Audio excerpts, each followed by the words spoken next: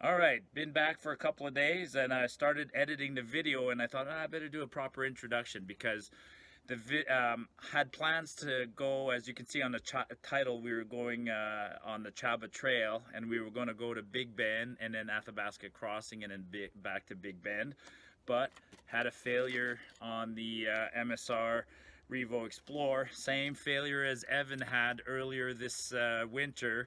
And let me just show you right here where it attaches. You can see right there, right where the steel plate and the harness attach to the main body.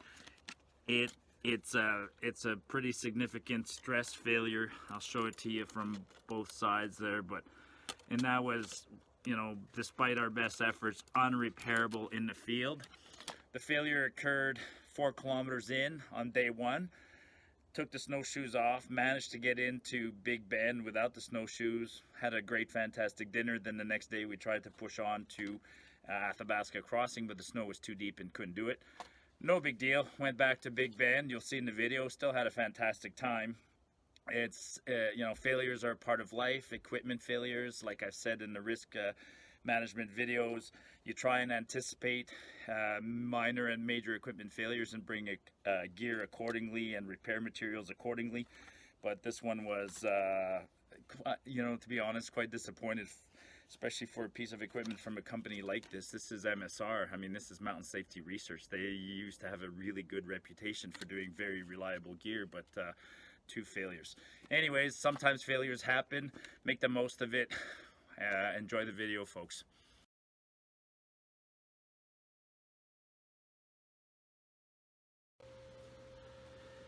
I'm sure there's better ways to record what activity that's going on a computer, but I just want to show you something so you quickly get the gist of it. So I'm heading out with 2 friends. This is Cal Topo, and what I'm doing is I've built my itinerary here on Cal Topo, and on day 2 we're gonna try and go find this cabin.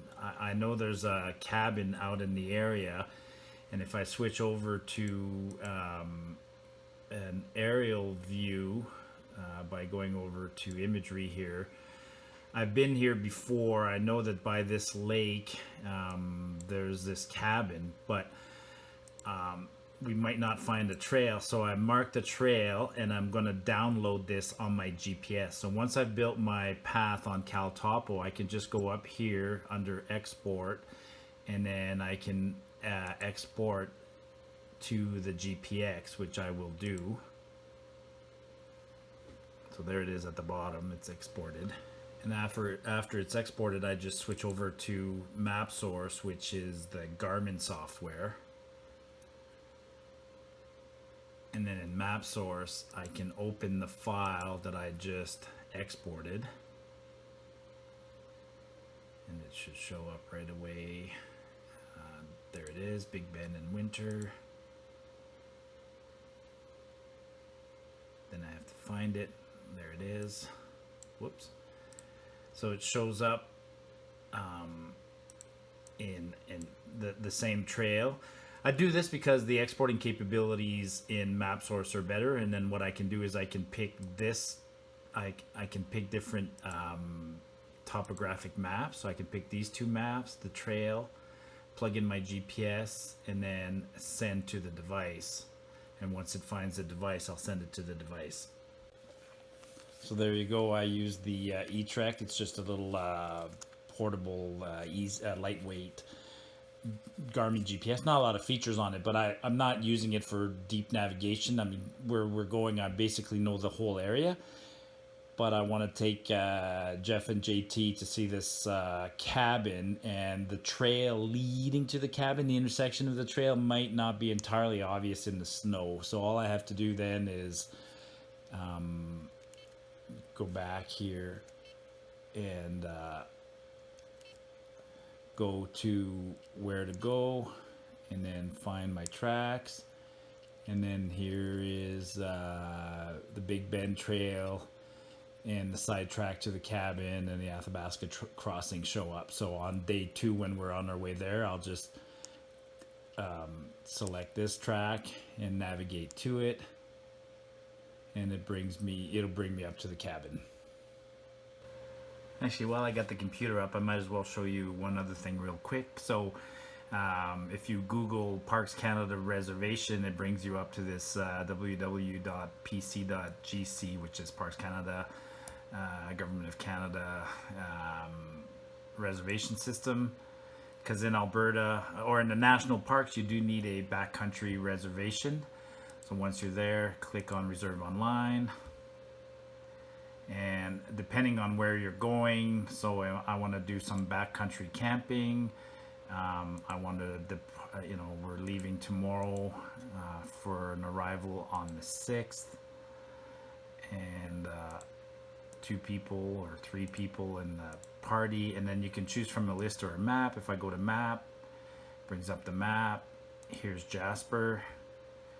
Now I have to click on this map for backcountry reservation, and then it brings up a map. Whoops, of I went too quickly, sorry. Brings up a map of the different trails. So I want to go on the Chaba trail. Brings up all sorts of warnings, and then it shows me the different campgrounds. So if I want to go to Big Bend on day 1, shows you pictures of what it looks like. I don't need to do that. I'm just going to go here, and I'm going to pick the Chaba trail, party of 3, 2 tent pads, starting at the Sunwapta access. And now I can select this site. And Big Bend right there, and I can add more sites. Hit the reserve button, acknowledge that you agree to the terms and conditions, and pay. And if you're a Canadian resident and you use a Canadian bank, you can sign in using one of the partners, such as one of the Canadian banks. Otherwise you'll have to get an account. I'm used to logging in as a Canadian partner. I don't know what it's like to use in, I imagine if you're logging in for the first time and you're non-Canadian, you might use this system here and build an account. International visitors and Canadians who do not have a sign-in partner listed in option 2 must sign in using this option. So it tells you right there. And after that, it's straightforward. So getting your permit is straightforward. Once you get your permit, they email it to you. And then you just need to print it and bring it with you. It has a number in there, and if you get pulled over by somebody on the trail from Parks Canada, which is absolutely unlikely, they'll record that number, look at this information, and you're good to go.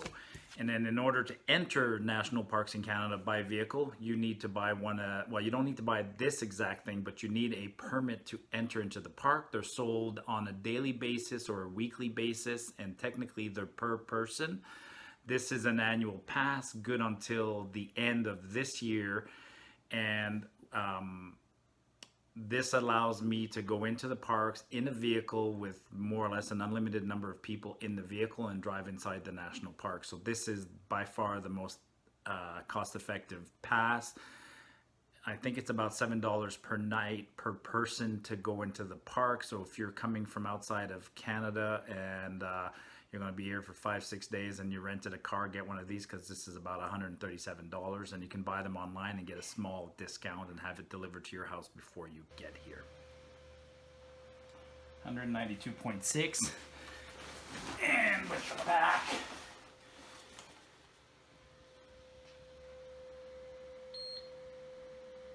$192.6, and what was that?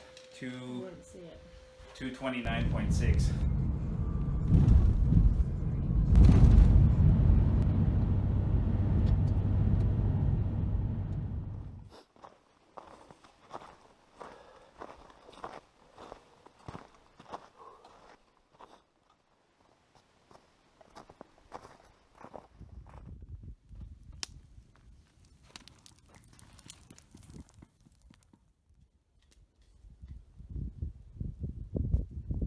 We're here at Big Bend.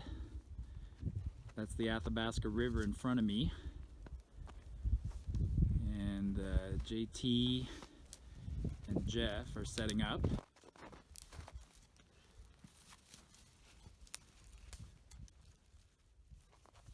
JT's got his Palace. Yes, a 2-man tungsten.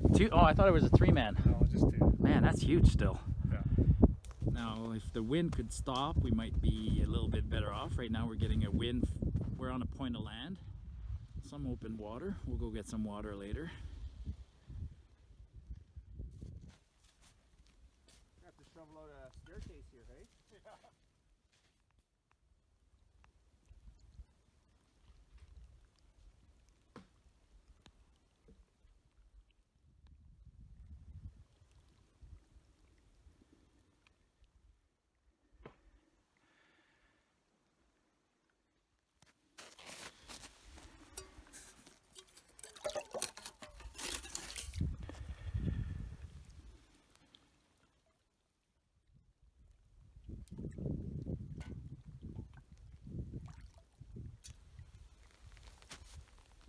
How clean's that water, bud? Fresh. Fresh, eh? I'll even do the money shot for Marty.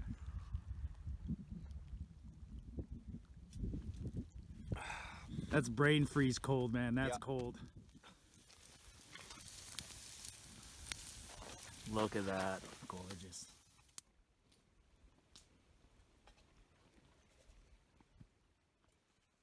Oh, wow.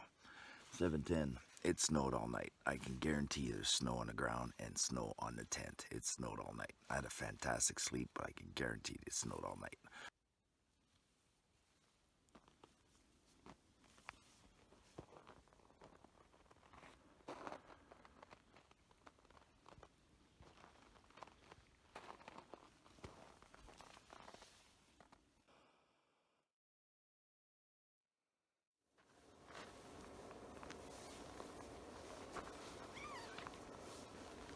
Oh, morning. The beast emerges from hibernation. Yes.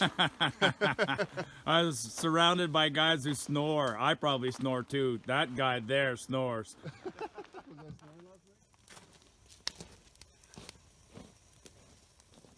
Skiff on everything. But everything was quote unquote dry.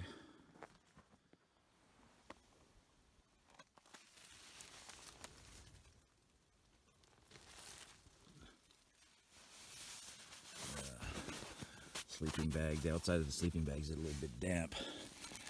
The walls are okay, but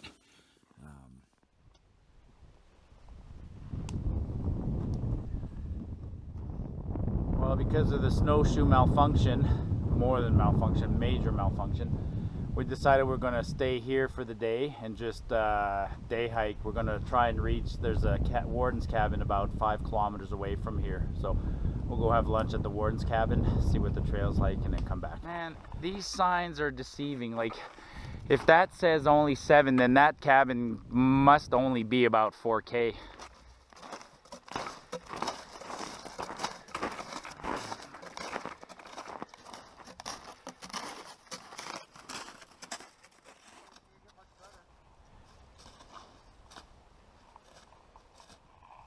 This is the end of the trail. This is as far as people came.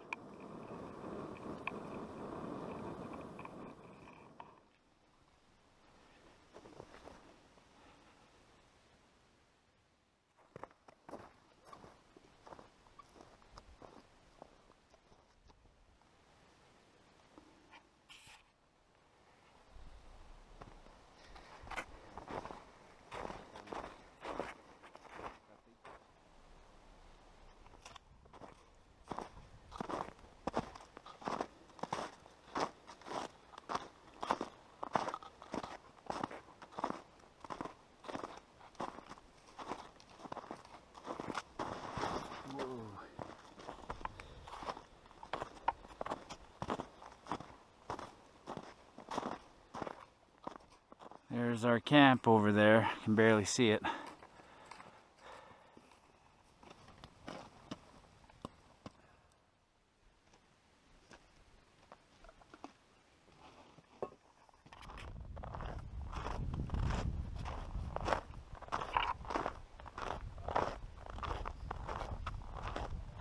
Well, that was a fantastic 2 days. Sad to leave this place. This is a gorgeous place. It's called Big Bend, and popular with the locals. They hike in and out for the day kind of thing, 6 kilometers in, 6 kilometers out. So the trail is almost always packed down, barely need snowshoes. We wanted to go further up to the headwaters of the where the Athabasca and the Chaba meet, but as you saw, without snowshoes for the further section, it was impassable. So beautiful morning. Look at me, basically wearing a t-shirt and an underlayer of merino wool, and because I know I'm going to get super hot quickly. I'm hot now, even though it's say -4 Celsius right now. That sun beaming down just feels hot and gorgeous.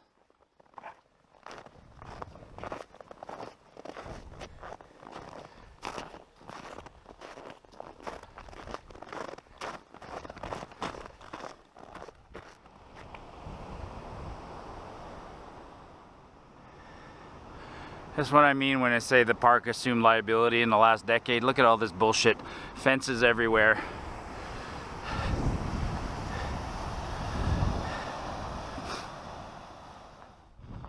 Woohoo! Well done. Another one.